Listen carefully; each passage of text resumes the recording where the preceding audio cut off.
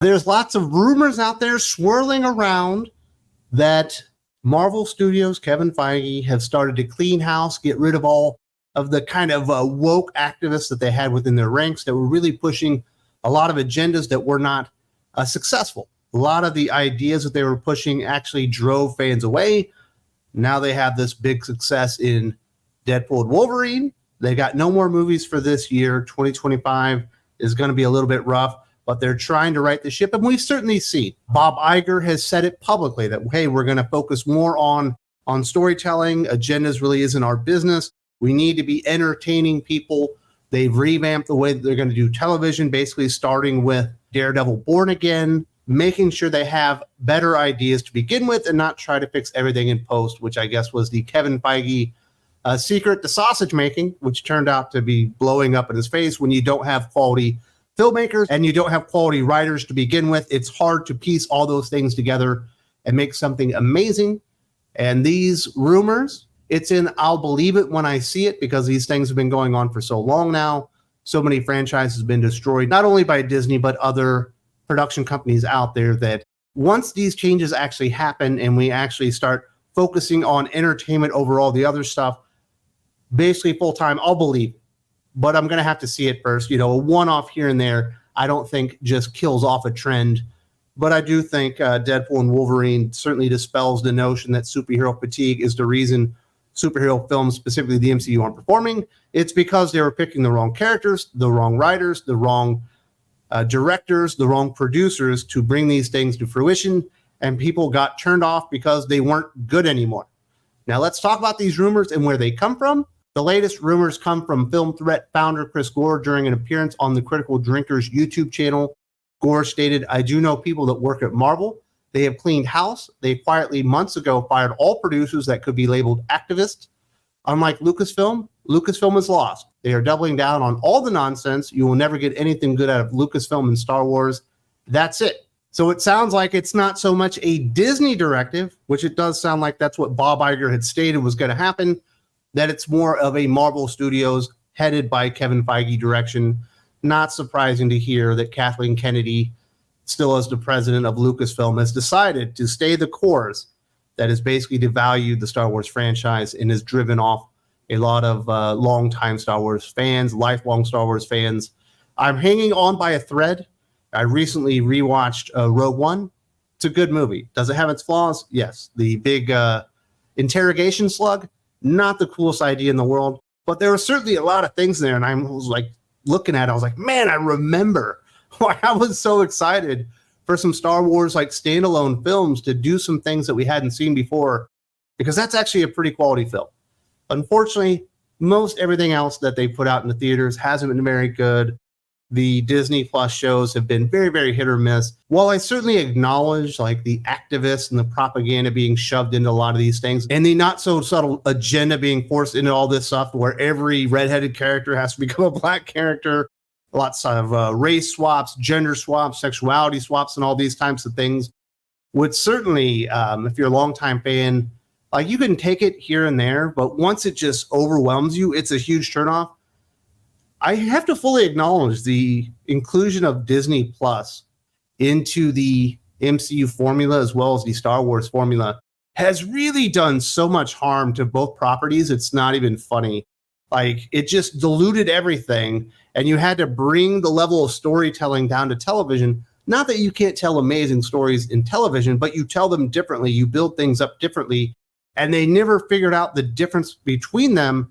And quite frankly, they already had the secret sauce when it came to having a cinematic universe and a television universe. It's when they had the MCU, and then you had like the Defenders universe going on in Netflix, where sure, if you wanted to, you could have tied them in together, but they basically were their own things. They had their own tones, their own ideas, their own formula for actually producing the final product that really made them distinct, and you could enjoy Daredevil and you could enjoy Luke Cage and all that stuff and not even consume the MCU, or you could consume the MCU and ignore Daredevil. But if you wanted more, you could do both. And you got two very distinct types of storytelling and tones with that. And I thought it was perfect. They were very complementary to each other where they weren't connected. And that was really a smart way to do it. And that's one of the reasons that I'm so cynical and very, very not excited about what James Gunn is going to do with the DCU, because he said not only are they going to include movies, television, obviously streaming, animation, and video games, and they're all going to tie together. I don't want to have to play a video game to understand what's going on in the Green Lantern show. I don't want to have to watch Superman to understand what's going on in the Paradise Lost or whatever that Wonder Woman show is. Like, you got to have some separation, some delineation to where you don't have to consume everything, because then it becomes overwhelming. And when you're producing so much stuff in a calendar year, it's hard to produce lots of good stuff. And a lot of it's going to be mediocre or average at best. And that's when you really burn out your brand. Now let's get back to these rumors. In contrast, Gore said Kevin Feige recognizes, basically, he said that we tried it. It didn't work. He's talking about Phase 4. It didn't work. No Kang. None of these side characters, they don't have the legacy of classic characters. And if Deadpool and Wolverine proves anything, you've heard that phrase, male and pale is stale. That was spoken aloud across studios. But if you look at the box office this year, I would say male and pale is money. And that's the phrase I think people should more adopt. Gore also noted, additionally, they fired people that don't know the comics, but it's going to be a sea change that will take years. That's why they are announcing this now. We know we screwed up and failed, but look at what's coming. So we're going to get 2 bad movies, 2 bad TV shows, and maybe a good Fantastic Four film. The Captain America production has been very, very troubled. Sounds like Thunderbolts hasn't gone too well. Nobody's really interested in Agatha Harkness. You've got Ironheart coming out as well, all in 2025. And they're all supposed to do the Blade movie, which has been in production hell, and the Fantastic Four movie, which a lot of people were not fond of the casting of the Fantastic Four. So there are many things working against Marvel Studios and Kevin Feige. And really, that could throw a wrench into all of this. Even if they decided to make these changes and they wanted to go in a different direction, they're going to have to go through a year or two at least of failure of all the stuff they already had in production, have already invested too much time and money to cancel, and it has to go out. And they are going to take a lot more slings and arrows to the reputation that maybe Deadpool and Wolverine was an apparition. And then finally, when we get to Avengers Doomsday, perhaps that will be like the starting point of whatever this new MCU is going to be. And hopefully they fixed everything by then. Do I think Robert Downey Jr. as Victor Von Doom is a big enough draw to perhaps bring people in, even if this next batch of movies all come out beforehand and they all suck? Then there's a damn good chance that all 4 of those movies are going to be bad if they make it to theater before Doomsday. I think they can. I think they will get a shot at redemption because they do have a grade A star associated with the MCU, but they do have so much crap in the pipeline that they have to get out there. And we do know there's other crap that's already being filmed and in the works that does make you give pause to, like, is there really any truth to this rumor? And there certainly are some people still associated with Marvel Studios that haven't been fired that we know came into Marvel Studios and the MCU with an agenda to push their ideas and their message far above the actual entertainment of the fans and being true to the characters and really the lore of Marvel Comics that really should be driving all this stuff. Marvel Studios have been the most successful when they've stuck to the formula of what was already tried and true and tested in comic books, adjusted it, adapted it for the big screen for a better experience, better storytelling that really fit that medium better. And then that was really the secret formula. But they do have a lot of things working against them, including more activists that we know are still working at Marvel Studios. And this is all from Nat Park Place, who I definitely give a tip of the cap for great reporting on this one. As far as employees who do not know comics being excised from the company, it's unclear how accurate that claim is, given Jack Schaefer is the showrunner of the upcoming Agatha All Along series. Schaefer infamously told Inverse in 2019, "I'm not interested in adhering to comic canon that is discriminatory in any way or that violates my value system." Schaefer also indicated she hired the writer's room for WandaVision based on gender quotas, informing Inverse that the makeup of the room was incredibly intentional and it was very much supported by Marvel. When you hear supported by Marvel, I hear supported by Kevin Feige, and Jack Schaefer is still there, is doing the Agatha All Along.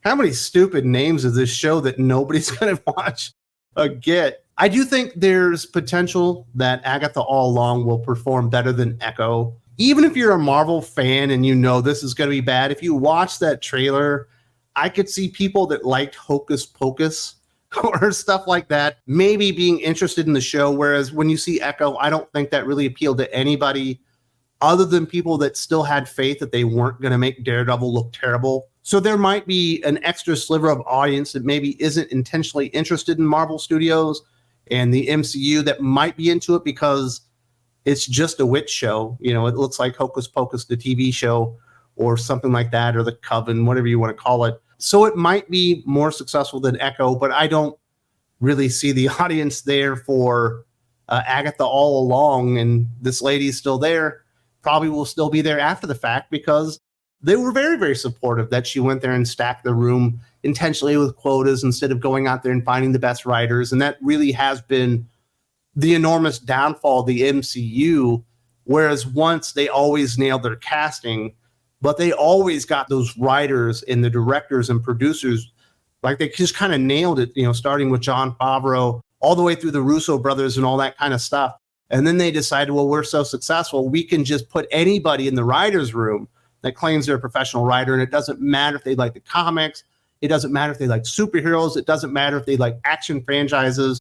It doesn't even matter if they get the concept of the show. We are so successful. We are so bulletproof. We can just throw anybody in there.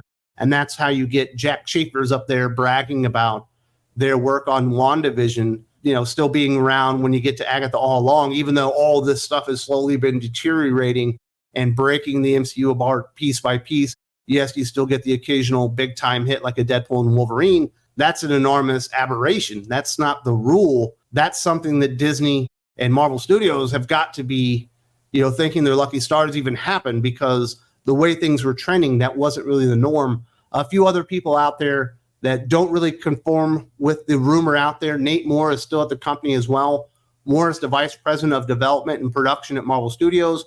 Feige credited Nate Moore with pushing Eternals to the top of the company's production list because of its focus on identity politics. Feige told Variety, well, the notion of switching up genders, sexualities, and ethnicities of characters from the comics was baked in initially. That was part of what Nate Moore was really advocating for in moving Eternals to the top of the list for us to start working on.